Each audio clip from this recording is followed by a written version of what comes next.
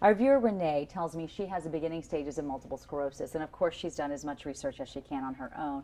She's a little interested in vitamin B and wondering if that might help her condition. Have you ever seen that work for multiple Absolutely. sclerosis? The most important B vitamin for multiple sclerosis, hands down, is vitamin B12.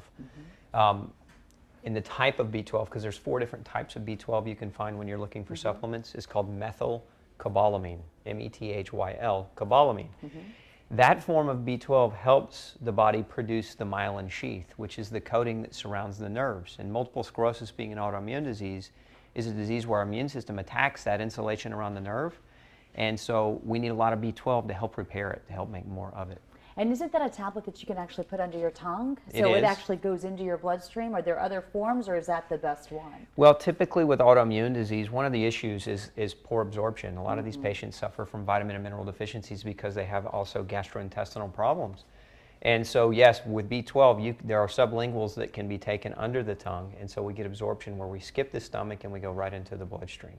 Have you ever seen or heard of patients who are able to get their nutritional values where they need to be and their levels where they need to be and actually be able to reverse a condition like this, maybe with diet changes? Or is it something where you have to also use prescription drugs? We've seen patients get out of wheelchairs.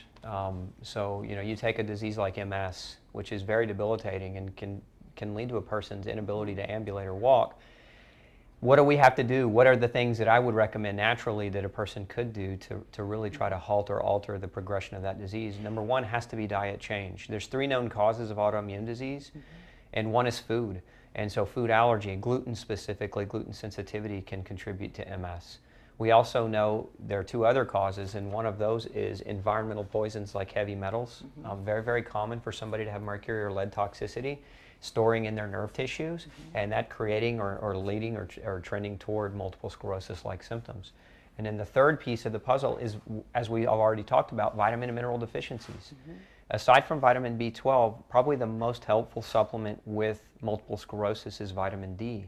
A lot of these patients have severe vitamin D deficiencies, and vitamin D helps to regulate how the immune system responds. So if we're low in vitamin D, our immune system can respond in an over-exaggerated way, creating an autoimmune process. Well, I think it's important for people to talk to, maybe even talk to their own doctor about testing those levels. I am assuming there's a test for all of those, including your mercury level or any type of environmental? That's right. These can all be tested, and typically the type of doctor I recommend is a functional medicine doctor, somebody who is going to look for the underlying cause of the problems as opposed to medicating the overlying symptoms. Because we can medicate symptoms and we can improve quality of life in patients, but medicating symptoms doesn't treat the origin of the disease. So if we're looking to really find for vitamin and mineral deficiencies, there are the right tests that can be measured.